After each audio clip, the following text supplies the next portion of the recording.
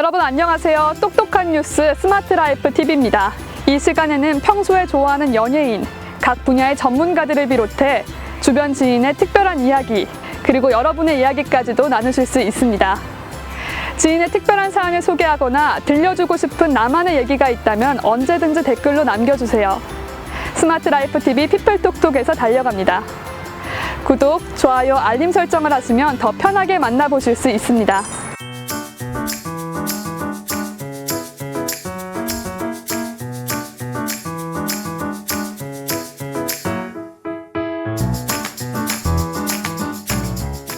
접촉을 최소화하는 사회적 거리두기를 집에만 있다 보니까 좀 우울하다. 우리의 일상도 달라지고 있습니다. 병원을 찾는 환자 수가 최대 42%. 수면 장애와 함께 집중력 저하. 코로나19 사태 때문에 바깥 활동이 줄어 신체 리듬이 어긋나신 분들이 참 많으실 텐데요.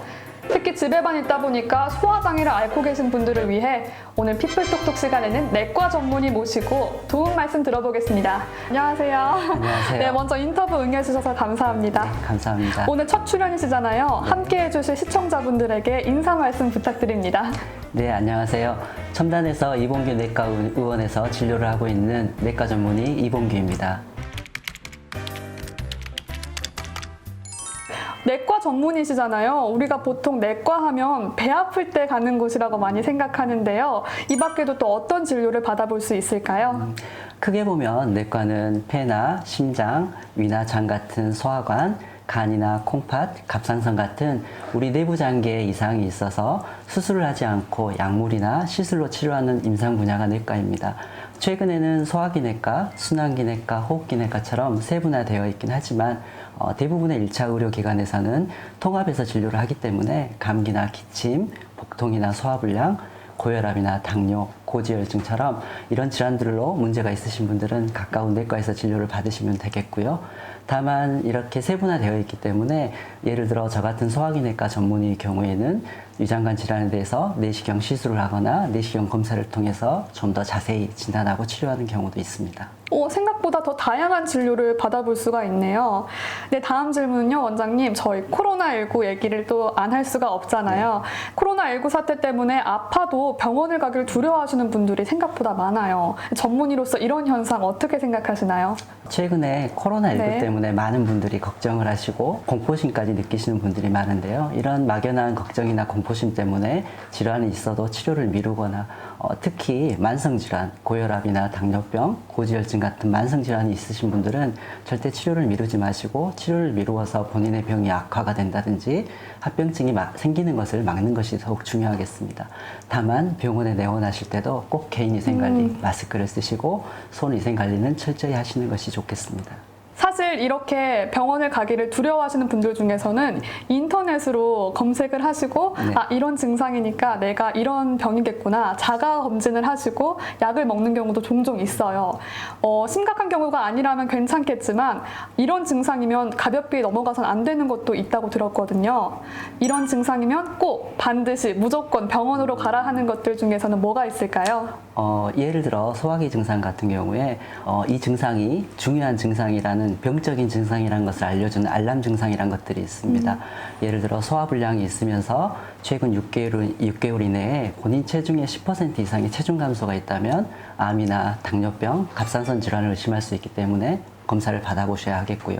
또 대변을 볼 때 대변 색깔이 짜장면의 짜장처럼 검게 나온다든지 대변에 피가 섞여 나온다든지 하는 경우에는 위장 출혈을 확인해야 되기 때문에 내시경 검사가 필요합니다. 마지막으로 이런 소화불량 같은 증상 때문에 잠에서 깰 정도의 증상이 있다면 그 증상은 병적인 증상일 가능성이 있기 때문에 꼭 병원에 내원하셔서 진료 받으시는 것이 좋겠습니다. 네, 말씀 감사합니다. 네, 여러분 방금 말씀해주신 증상들 꼭 염두에 두셨다가 겁먹지 마시고 꼭 병원 가셔서 진료 잘 받으셨으면 좋겠습니다. 네, 아무래도 내시경 검사에 대해서 궁금해하시는 분들도 많을 거예요.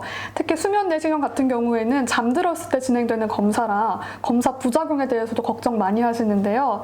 우리가 마음 놓고 검사 받기 위해서 환자분들이 검사 전에 알아야 하는 것들 중에서 뭐가 있을까요? 저희 같은 내시경 의사들이 가장 많이 받는 질문 중에 하나입니다. 네. 수면 내시경을 할지 일반 내시경을 할지인데요. 이걸 결정하기 위해서는 각각의 장단점을 알고 본인의 상황에 맞게 결정을 해야 되겠습니다. 수면 내시경을 할 때 장점이라고 하면 환자 측면에서는 고통을 느끼지 못하고 불쾌한 기억이 없고 편안하게 검사를 할 수 있다는 장점이 있겠고요. 또 검사를 하는 의사의 입장에서는 환자분들이 힘들어하지 않고 환자 협조가 잘 되기 때문에 서두르지 않고 차분히 집중해서 검사할 수 있다는 장점이 있겠습니다. 하지만 수면 내시경의 부작용도 있을 수 있겠는데요. 대표적인 부작용으로는 호흡저하라든지 혈압저하, 또 간혹 수면 유도가 잘 되지 않는 경우들이 있을 수 있겠는데요. 최근에 연구를 보면 이런 부작용들이 얼마나 생기는지에 대한 대규모 연구가 있었는데요. 전체 환자들 중에 한 0.3% 정도 가벼운 부작용을 포함해서 0.3% 정도로 부작용은 굉장히 낮았고요. 이러한 가벼운 부작용은 약기운이 떨어지면서 대부분 회복되기 때문에 크게 걱정하지 않으셔도 됩니다. 과거에 보면 수면 내시경 후에 사망을 했다거나 하는 기사를 접하는 경우도 있는데요. 실제 수면 내시경을 했을 때 사망률은 0.004% 정도로 매우 낮습니다. 다만 천식 같은 호흡기 질환이 있다거나 심장 질환이 있는 경우는 담당 의사와 상의해서 충분히 상의 후에 수면 여부를 결정하는 것이 좋고요. 내시경을 하면 기억을 못하기 때문에 내가 기억력이 떨어지는 게 아닌지 혹은 치매가 빨리 오는 게 아닌지 하고 걱정하시는 분들도 있는데요. 내시경을 할 때 사용하는 약물은 대개 체내에서 한 4시간 정도면 다 빠져나가게 되고요. 실제 내시경 하는 그 과정의 기억만 못할 뿐이지 그 이전의 기억이나 그 이후의 기억 또 뇌세포에는 영향을 미치지 않기 때문에 기억력 감소나 치매와는 전혀 상관이 없겠습니다. 그래서 기본과 원칙을 잘 지키고 전문 지식과 경험이 풍부한 내시경 병원에서 수면 내시경을 하는 것은 안전하다고 생각합니다. 네, 설명 감사합니다. 또 내과 하면 이 질문을 빼놓을 수가 없죠. 흔히들 오른쪽 배가 아프면 너 맹장염 아니야? 이런 말을 정말 많이 하잖아요. 또 남녀의 맹장 위치가 다르다는 그런 얘기도 떠돌았었는데 이 맹장염의 초기 증상과 정확한 위치에 대해서 원장님께서 명쾌한 해답 내려주시면 될 것 같네요. 네. 맹장은 사실 네. 정확한 의학적 표현은 충수나 충수돌기라는 표현이 더 정확한 표현인데 사실 우리가 맹장이라는 표현을 대부분 쓰고 있죠. 이 맹장은 우리 오른쪽 아랫배에서 소장과 대장이 연결되고 대장이 시작되는 부위에 붙어있는 6cm에서 9cm 정도 되는 손가락 모양의 장기입니다. 남자와 여자의 위치가 다르지 않고요. 네. 거기 오른쪽 아래에 위치하게 되고 아주 드물게 왼쪽에 위치하는 경우도 있는데 이런 경우는 선천적으로 모든 장기의 좌우가 바뀌어버리는 내장 전이증이라는 아주 드문 선천성 기형일 경우에는 그럴 수 있습니다.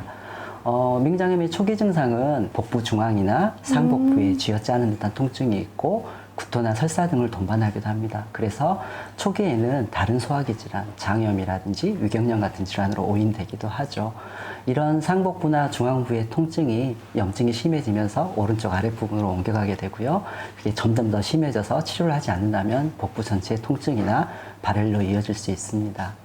네, 맹장염 외에도 이 담낭염이 그렇게 통증이 심하다고 들었거든요. 네. 이 담낭염, 쓸개를 제거하는 수술을 받아야 한다고 들었는데 쓸개도 아무래도 이 신체 일부인데 이거 아프다고 제거를 해도 괜찮을까요? 담낭은 우리 오른쪽 윗배 우상복부의 간 밑에 붙어 있는 장기입니다. 이 담낭에 염증이 생기는 것이 담낭염이고요. 치료는 수술적 치료가 원칙이 되겠습니다. 담낭염이 생기게 되면 우상복부에 수시간 동안 지속되는 통증이 있고 눌렀을 때 압통을 느끼게 되고 심하면 황달을 동반하기도 합니다. 이런 담낭염은 대부분 담석과 동반이 되고요. 실제 초음파 검사를 하면 담낭벽이 두꺼워져 있다든지 담석이 있다든지 하는 것을 통해서 쉽게 진단할 수 있고요. 진단이 애매한 경우는 CT 등을 찍어서 확진할 수 있습니다. 담낭염이 진단을 됐을 때 수술을 권하게 되면 환자분들이 제일 걱정하는 것은 내가 쓸개가 없는데 괜찮겠는지 네. 걱정을 하시게 됩니다. 사실 쓸개가 하는 일은 간에서 만들어진 담즙을 저장하는 창고 역할을 해주게 됩니다. 쓸개를 제거를 하더라도 다른 장기에서, 그러니까 쓸개즙이 흘러가는 담관에서 담관이 서서히 넓어지면서 이런 창고 역할을 대신 해주게 됩니다. 그래서 쓸개가 없더라도 대부분의 95% 이상의 환자분들은 특별한 증상을 느끼지 않게 되고요. 일상생활에는 지장이 없습니다. 다만 간에서 너무 많은 쓸개즙이 흘러나와서 이런 담관들이 저장할 수 있는 용량을 벗어나게 된다면 복통이나 다른 증상이 있을 수 있겠지만 그러한 경우에도 내시경을 통해서 이러한 담즙을 배해가는 시술들을 할 수 있어서 쓸개 수술을 너무 걱정하지 않으셔도 되겠습니다. 네, 감사합니다. 네, 다음 질문은요. 대한민국 직장인들이 가장 궁금해할 만한 질문인데요. 바로 간과 관련된 질문이에요. 보통 건강식품 광고들 보면 간을 침묵의 장기라고 많이 하잖아요. 아무래도 진짜 아프기 전까지는 나빠졌다는 걸 모르기 때문에 그렇게 표현을 하는 것 같아요. 그래도 내 간이 심각한 단계가 가기 전까지 많이 아픈 게 아니라 조금 아픈 건 아닐까 의심해볼 만한 초기 증상은 없을까요? 간 질환을 특정 지을 만한 증상은 사실 없습니다. 그래요? 하지만 우리가 의심해 볼 수 있는 것은 가장 첫 번째는 피곤함이죠. 간이 하는 여러 가지 일 중에 가장 중요한 기능이 해독 기능입니다. 우리가 먹는 약물이라든지 우리 몸에 들어온 독소들을 해독하는 작용을 간이 하게 되는데요. 간이 기능이 떨어지게 되면 이런 해독 기능이 줄어들기 때문에 피곤함을 쉽게 느끼게 됩니다. 그 다음은 입맛이 떨어지고 구역감을 느끼게 되는 거죠. 간이 하는 또 중요한 일 중에 하나가 우리 소장에 흡수한 영양분을 저장하고 재생산하고 운송하는 역할을 하는데 이러한 역할들을 잘 못하게 되면 입맛이 떨어지고 구역감을 느끼게 되고요. 물론 간 질환이 심하게 되면 복수가 져서 배가 불러온다든지 얼굴이나 피부나 눈 색깔이나 이렇게 노랗게 변하는 황달이 온다든지 하는 증상도 생길 수 있겠습니다. 네, 말씀해 주신 것처럼 간은 정말 꾸준한 관리가 필요한 기관 같습니다. 네, 제가 여쭤볼 것도 궁금한 것도 너무 많은데 원장님께서 설명을 너무 잘해주셔서 시간이 벌써 이렇게 됐어요. 제가 궁금한 거 하나만 더 마지막으로 여쭤볼게요. 네, 제가 오프닝 때 말씀드린 것처럼 코로나19 때문에 외출이 줄어서 소화장애를 앓고 계신 분들이 많아요. 조금만 먹어도 더부룩하고 또 때로는 변비하고 설사를 지속적으로 번갈아 가면서 하는 경우도 있는데요. 이런 고충을 겪고 계신 분들에게 조언 한마디 부탁드립니다. 우리가 흔히 소화라고 하면 음식을 먹고 음식이 위장관에서 소화액과 섞이고 부서지는 과정을 생각하기 쉬운데요. 실제로 우리의 소화가 시작되는 첫 번째 단계는 입에서 씹는 겁니다. 그래서 소화불량을 해소하는 가장 기본적이고도 중요한 것은 천천히 꼭꼭 씹기입니다. 너무 당연하고 쉬운 얘기여서 실망하셨을 텐데요. 너무 당연한 얘기 같은데요? 우리가 이제 잘 씹었을 때 어떤 도움이 되는지는 크게 두 가지로 생각해 볼 수 있는데요. 하나는 소화불량을 도와주는 것과 체중 감량, 다이어트에도 도움이 된다는 것입니다. 우리 위는 위에서 음식을 소화를 시켜서 소장으로 내려보낼 때 유문이라는 작은 구멍을 통해서 내려보내게 됩니다. 실제 이 구멍은 5mm 이하로 음식이 쪼개졌을 때만 음식이 통과할 수 있기 때문에 위는 소장으로 음식을 내려보내기 위해서 음식을 아주 잘게 부셔야 되죠. 그 전에 우리가 음식을 입에서 잘게 잘 씹어서 내려보내준다면 위의 부담을 훨씬 줄여주고 그래서 소화불량에 도움을 줄 수 있고요. 음식을 천천히 먹었을 때 실제 연구를 보면 음식을 천천히 먹었을 때 실제 음식 섭취량이 20% 정도 줄었고요.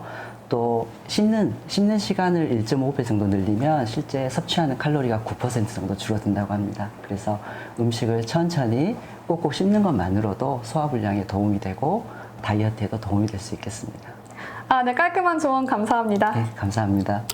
앞으로도 저희 스마트라이프 TV 건강 채널을 함께 해줬으면 좋겠다는 욕심이 드는데요. 어떻게 생각하세요?